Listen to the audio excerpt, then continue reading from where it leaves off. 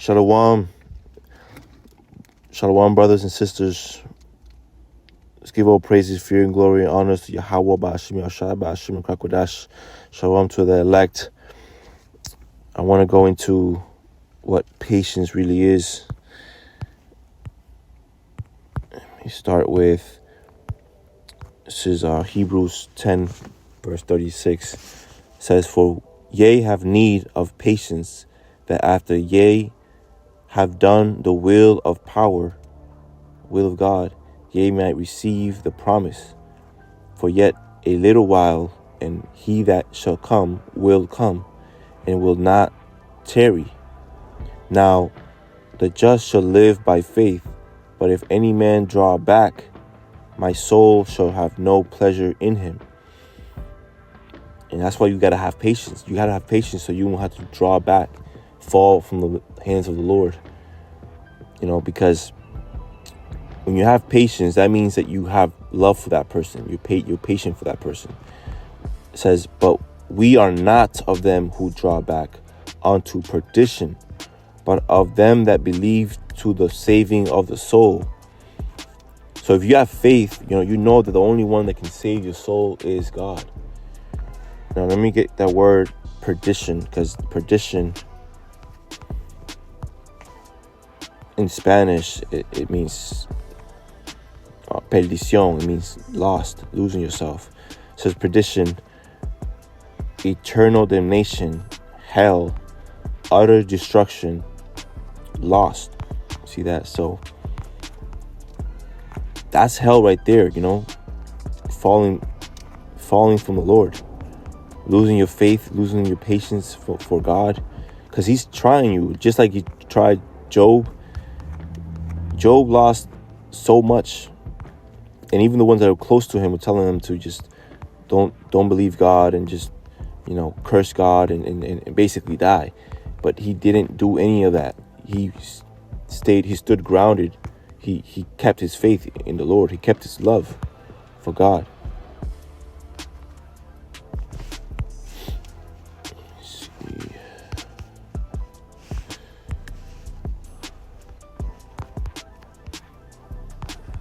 It's Romans 12:12. "Rejoicing in hope, patient in tribulation." See, that's the thing. You can be patience is more valuable. You use your patience when things are not going your way. When everything is good, everything is peaceful, everything is, everyone's happy. You don't need patience. You're not using your patience when you're where you want to be. But when you're not in the place where you want to be, you're not comfortable, that's when you got to use your patience. That's how you know how much patience you have. That's what it says, Romans 12:12, "Rejoicing in hope, patient in tribulation," while you're in trouble, while you're going through it. "Continuing instant in prayer." I was telling my woman that we gotta, pray more. She always telling me to pray and pray and pray, and that's true. We gotta really pray 4 or 5 times a day, anytime, because it grows your faith and it grows your patience. And I'm gonna put an opening clip on this video, because I saw a video on YouTube where this guy is talking about how the power of praying. When you pray, it does something in your brain that you can't see. It's spiritual. You can't see the spiritual things, but it's more important, and it matters more than the flesh. Galatians 6:9.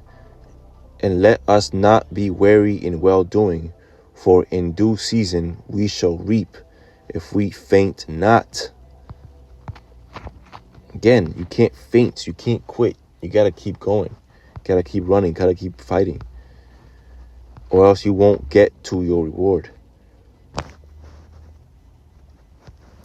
Psalms 37, verse 7. Says, "Rest in the Lord and wait patiently for him. Fret not thyself because of him who prospereth in his way." Right? Don't be envious. Don't be jealous of how people are getting their things. They're doing it their way. Just focus on you. Fret not thyself because of him who prospereth in his way, because of the man who bringeth wicked devices to pass. Cease from anger and forsake wrath. Fret not thyself in any wise to do evil. For evildoers shall be cut off, but those that wait upon the Lord, they shall inherit the earth. See how heavy that is? Your reward is like you taking over the world, man. You know, like being in that authority that the Lord is in, because you're one with him. You're not putting yourself first. You're not putting your worries first. You're putting the Lord first. And then you're taking care of what you got to do. And that's not hard. That's not an easy thing to do for people in the world, because they're thinking about themselves. The last thing they'll do is try to find what the Lord wants them to do. They're gonna just focus on how to get this money and how they can do it. And if they gotta do the bad thing doing it, they will just do it, because they have no other hope. They have no other way.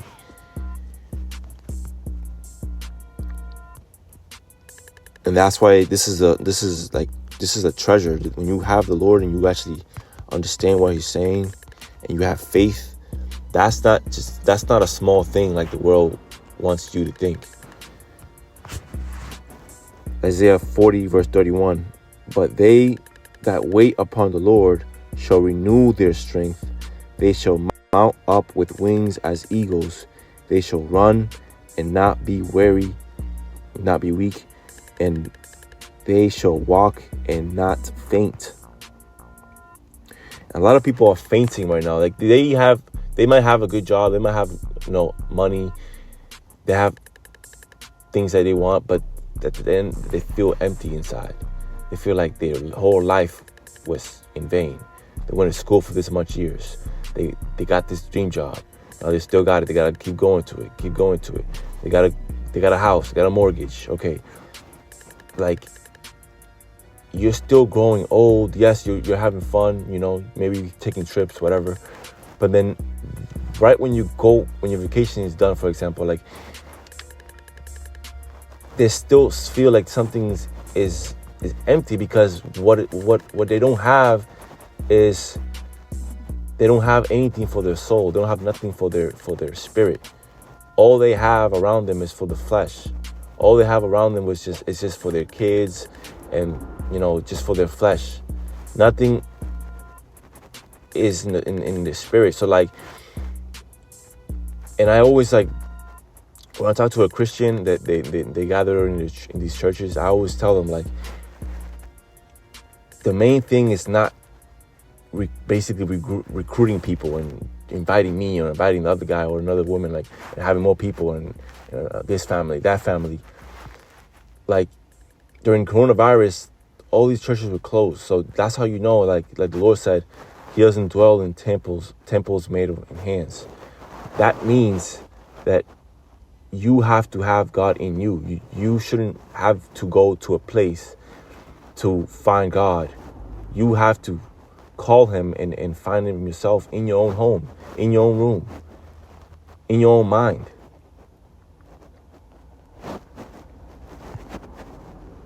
The Bible's everywhere. It's on the internet. You go to a hotel, you find a Bible in there. It's everywhere, but is it in your mind though? Is it in your spirit? Is it in your mental? You gotta let the Lord govern your mind, or else you're just naked out here with no guidance.